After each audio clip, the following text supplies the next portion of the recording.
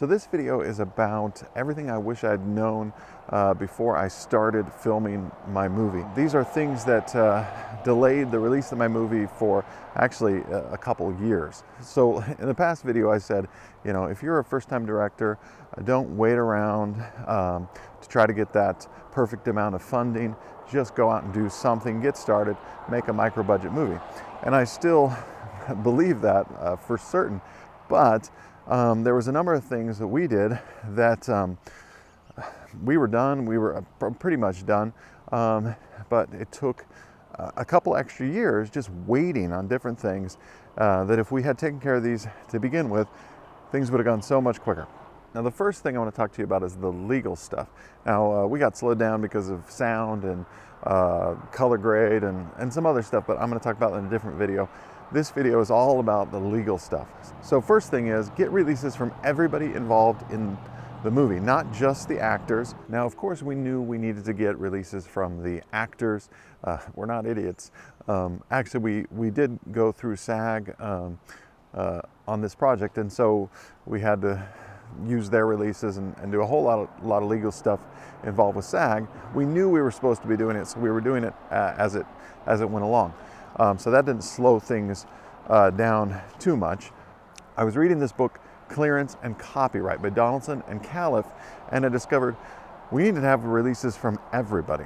Now, something a lot of people don't seem to understand is that as soon as something is created, it is protected by copyright. It does not have to be registered.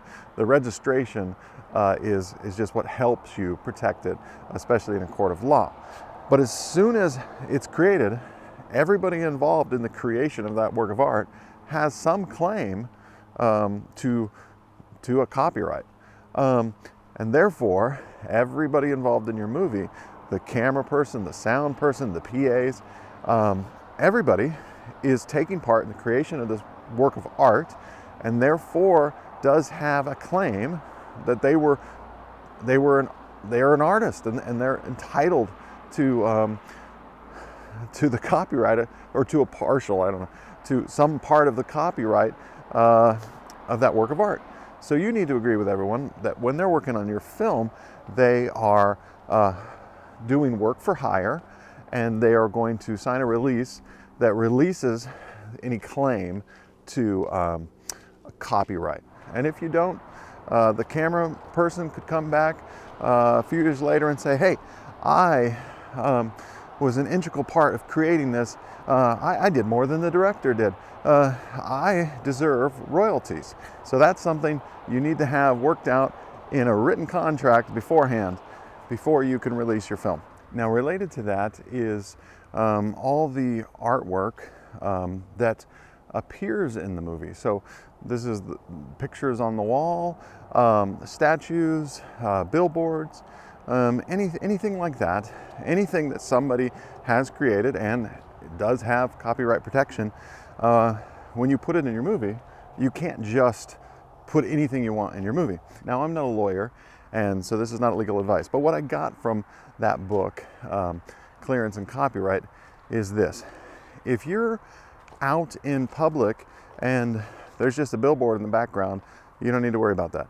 If you were filming in a house and you have not set up the scene, you've not moved anything, you've not placed something in that scene, again, you don't need to worry about that. But if you create a set and you place a work of art into that, or a picture, anything that you've placed into it, then you actually have to have that cleared. So I would say, if you're making a micro-budget movie, do everything possible to avoid having to clear works of art or music in your film. Now, in relation to this, especially with the legal stuff, we had a song that we wanted to use in our film, and I knew that we were going to have to get permission for this, and we knew the person who we thought could give us permission, and he did give us verbal permission to use the song in our movie.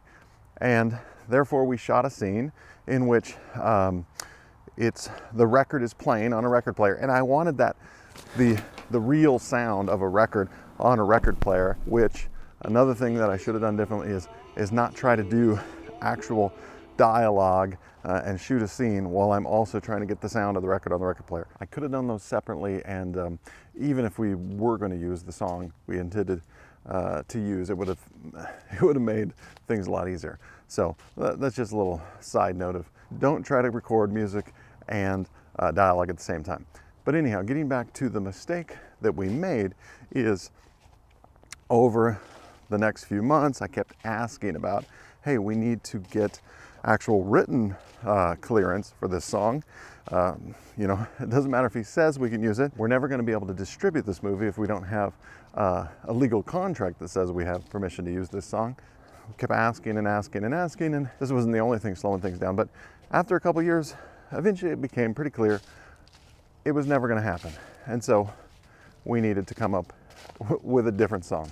So I needed to find music that I could use legally. That led me to a site called Artlist. If you haven't heard of it, it's got an amazing selection of songs for all kinds of things. I actually used multiple songs, mostly in the background, but multiple songs from that site in the final film. And it's royalty free. You sign up for a yearly membership and you get access to all this royalty free music. It's incredible. So, easiest way to get music for your film, and I'll put a link in the description for that site. Now, we did actually license a few songs by David Benjamin Blower for the film. That was actually pretty easy because I knew him, and it was easy. I was the one talking to him directly. He gave me permission, and then it was very easy for me to send him over a contract, get that signed. That went easy because I knew him personally. So if you know a musician personally, you could license music. It's not that difficult. And I believe the contract I used was from that book, the clearances and copyright. That's one of the great things about that book. I had seen an interview with the people who wrote the book, and you know, you can hire them as lawyers for your film, but that's expensive. And so the reason why they wrote this book is specifically for people who are just getting started out. They're making low budget films. They don't have the money to hire a lawyer, and that's the purpose of the book. So definitely, like I've said before, get the book. Well worth it. Now, we actually did have to hire a lawyer, and put that in your budget because it's not cheap. It was one of the most expensive things we had to pay for in the making of this film. And that's after he actually gave us a really good deal. But we did need a lawyer, and the process of getting a lawyer took a very long time. So when we started the film, we thought we had somebody who was going to help us out with that.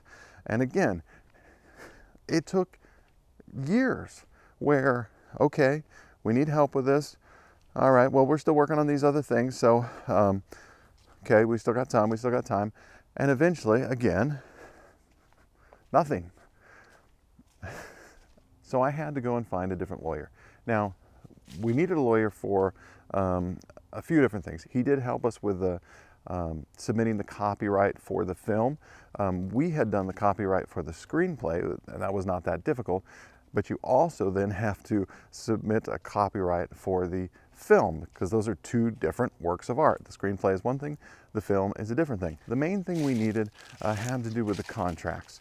So there was myself, there was another couple producers, and the main actress, and the guy who helped us with the sound mix. Oh, and then of course there's the guy who invested in the movie and gave us money to help make it. We needed different contracts that stated, first of all, who owns the movie, but also, even though those different people don't own the movie, they are entitled to a percentage of the profits of the movie if the movie ever makes money. So if you want to save time and save money, avoid as many things as possible that require a lawyer.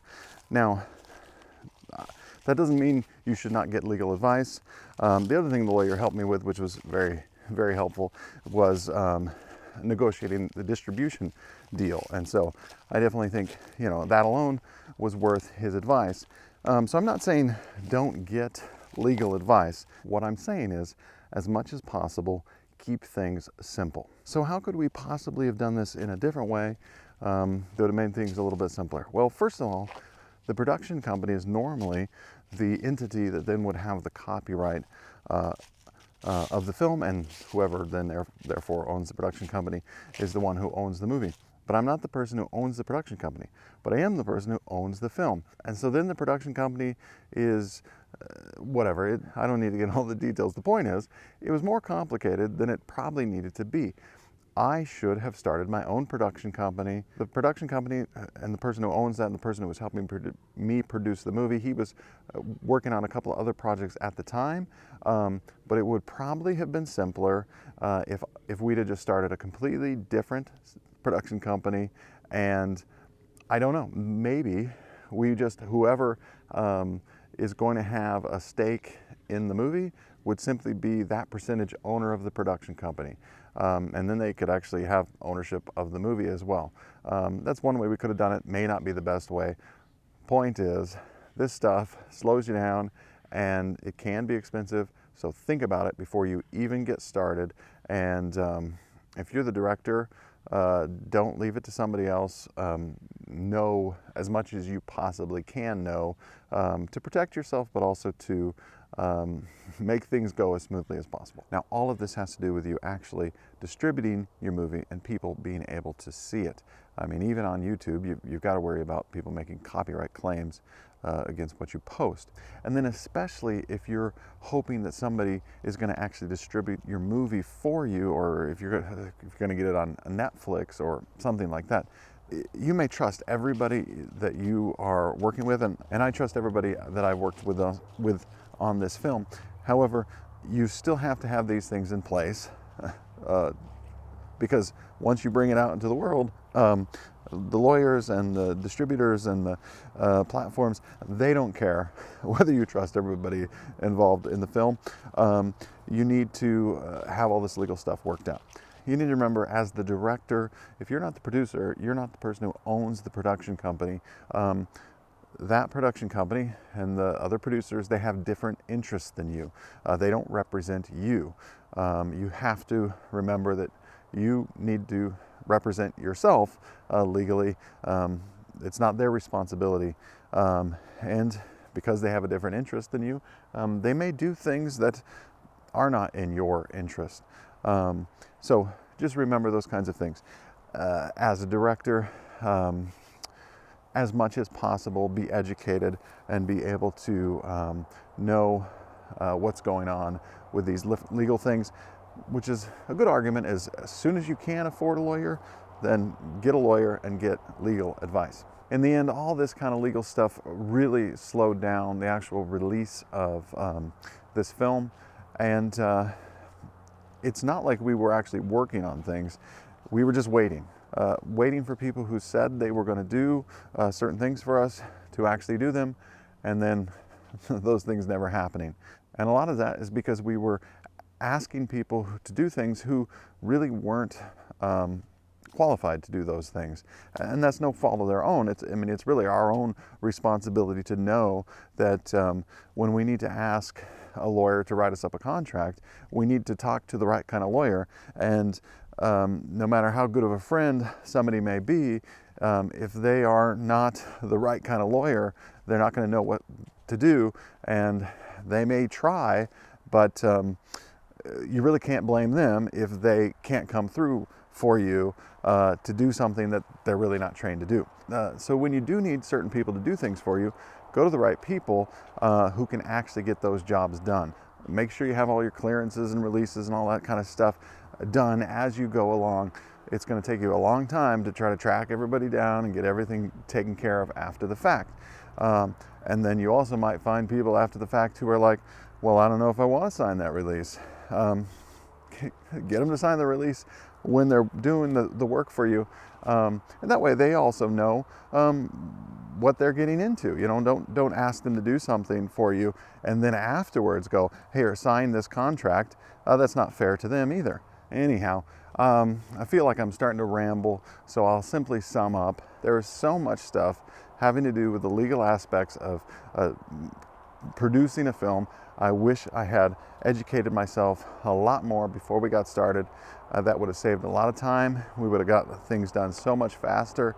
So ultimately, this video is not intended to try to teach you everything you need to know about this, but simply to make you aware of some of the things that you need to be aware of, so you go and you take care of those things before you get started making your movie, and don't try to just scramble and get them all taken care of afterwards, because that is going to slow things down immensely.